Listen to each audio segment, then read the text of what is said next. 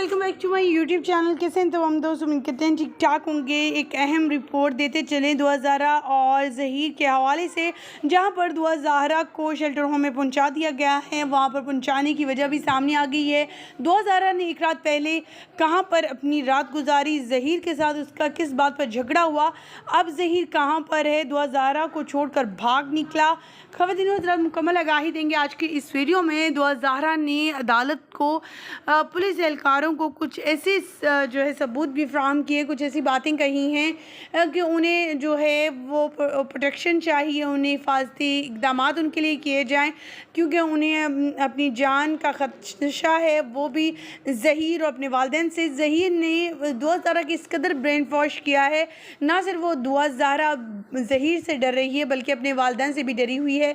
उसका कहना है कि वो कराची नहीं जाएगी, उसे अभी इसी वक्त लाहौर में कहीं भी जो है वो शेल्टर होम में भेज दिया जाए और महफूज तरीके से उसे रखा जाए, क्योंकि उसकी जान को हर जगह पर ख़तरा है। सो इसी वजह से पुलिस एहलकारों ने, जो पंजाब सिंध पुलिस लेने गई थी इन्हें कराची ले जाने के लिए, अब पंजाब पुलिस ने जो है दुआ ज़हरा को वहीं पर एक शेल्टर होम पे सेफ़ एंड साउंड तरीके से रखा हुआ है। दुआ ज़हरा एक रात पहले दादा दरबार में रही।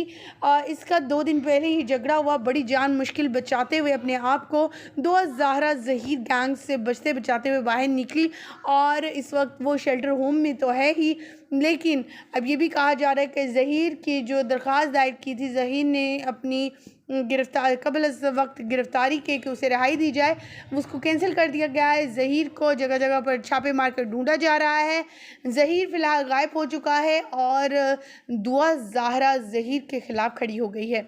क्या कहा है उसके बारे में और क्या कहा है कि उसे किस बात का खदशा है, उससे मुकम्मल आगाही देंगे आज की इस वीडियो में। लेकिन उससे पहले आप सभी से छोटी सी रिक्वेस्ट है, जो लोग हमारे चैनल पर न्यू हैं, जिन्होंने अभी तक चैनल को सब्सक्राइब नहीं किया, चैनल को सब्सक्राइब कर लें, साथ में बेल आइकन को प्रेस कर लें ताकि शोबे से आने वाली नई अपडेट का नोटिफिकेशन आपको सबसे पहले और बर वक्त मिल सके। सारा केस तो उलट पुलट ही हो गया।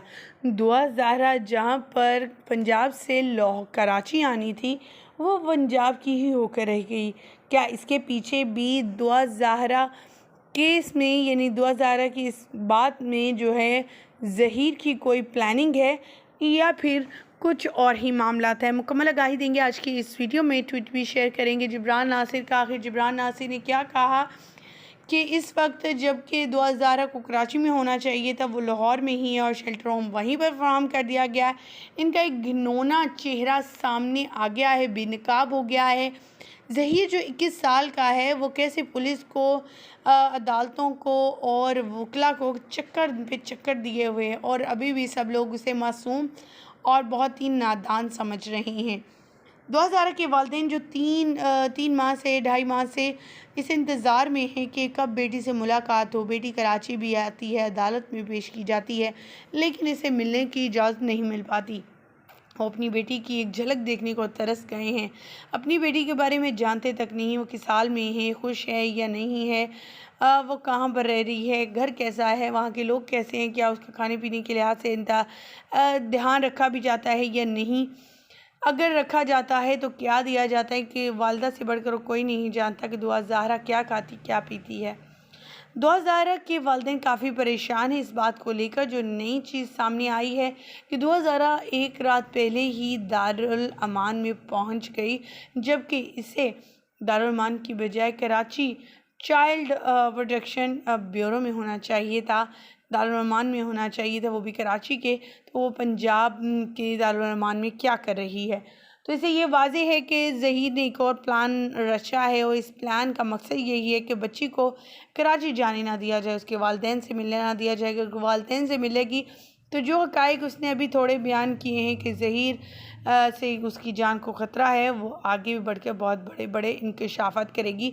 सो इसको इधर ही रखा जाए और अपने प्लान में शामिल करते हुए जो है उसे इस तरह करने पर मजबूर किया गया। ज़हीर इस वक्त फ़िलहाल गायब है और वह फ़रार है। उसकी गिरफ़्तारी जो है वो लाजिम कर दी गई है, क्योंकि उसने चंद दिन पहले ही जो है एक दायर की थी दरख्वास्त मुख्तलिफ़ अदालतों में और कहा था कि उसे कबल अज़ वक्त गिरफ़्तारी रिहाई चाहिए। सो उस दरख्वास्त को मंजूर कर लिया गया था, लेकिन अब उनकी दरख्वास्त को जो है वो कैंसिल कर दिया गया है और इसकी गिरफ़्तारी के लिए रिपोर्ट दर्ज कराई जा रही है। इसकी गिरफ्तारी के लिए कहा जा रहा है जेल की सलाखों के पीछे होना चाहिए ज़हीर अहमद को। ज़हीर अहमद और दुआ ज़हरा अलग हो चुके हैं और यहाँ ये भी बताते चलें कि इन्वेस्टिगेशन ऑफिसर को भी निकाल दिया गया है। कहा गया है कि 2.5-3 माह से ये लोग इसी तरह चक्कर पे चक्कर दिए हुए हैं और हमें भी फजूल में हमारा टाइम वेस्ट कर रहे हैं।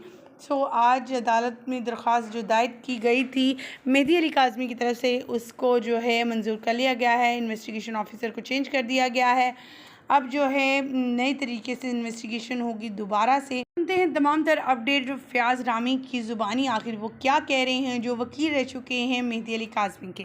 जज साहब ने जो इन्वेस्टिगेशन ऑफिसर थे इस केस के, शौकत शानी साहब, उनको हमारी एप्लीकेशन एक्सेप्ट करते हुए तब्दील कर दिया गया है। इन्वेस्टिगेशन ऑफिसर को तब्दील कर दिया गया है। उसकी जगह पर नए इन्वेस्टिगेशन ऑफिसर जो हैं वो इन्वेस्टिगेशन करेंगे। आपको याद होगा कि हम 4 दफ़ा एप्लीकेशन दे चुके थे इन्वेस्टिगेशन ऑफिसर को चेंज करने की, लेकिन अल्हम्दुलिल्लाह वो इन्वेस्टिगेशन ऑफिसर अब चेंज कर दिया गया है, आयोग तब्दील कर दिया गया है और किसी नए आयोग की इन्वेस्टिगेशन सौंप दी गई है। और अब हम उम्मीद करते हैं इस केस की इन्वेस्टिगेशन जो है वो मेरिट के मुताबिक होगी। दूसरी न्यूज़ ये चल रही है मीडिया के ऊपर कि दुआ ज़हरा जो है वो अपनी मर्ज़ी से दारुल मान लाहौर में शिफ्ट हो चुकी है और चली गई है। बेसिकली ये एक ज़हीर गैंग की चाल है ताकि सिंध पुलिस जो है वो इसको रिलीज़ ना करवा सके, लेकिन इसका हमने सदेबाब किया हुआ है, वो मैं अभी यहाँ पे डिस्क्लोज़ नहीं करना चाहता। इंशाल्लाह कल या परसों तक आपको उसमें अपडेट मिलेगी। ये गैंग अपनी चाल में कामयाब नहीं हो सकेगा और उसके हवाले से क्या लीगल प्रोसीडिंग, क्या लीगल एक्शन लेना है, इंशाल्लाह ये आपको शाम की वीडियो में या नेक्स्ट वीडियो में इंशाल्लाह पता चल जाएगा। अभी हम उसके बारे में लीगल एक कंसर्न हमने तैयार कर लिया है और बहुत जल्द इसके खिलाफ लीगल जो एक प्रोसीजर अडॉप्ट किया जाएगा। और ये बच्ची का जो इनका तरीकाकार है या जो ये समझते हैं कि अगर दारुल मान में भेजने से ये बच जाएंगे तो किसी सूरत ये नहीं बच सकेंगे। इंशाल्लाह ये बच्ची बहुत जल्द दारुल मान से रिलीज़ होकर वालिदैन के पास चली जाएगी जी।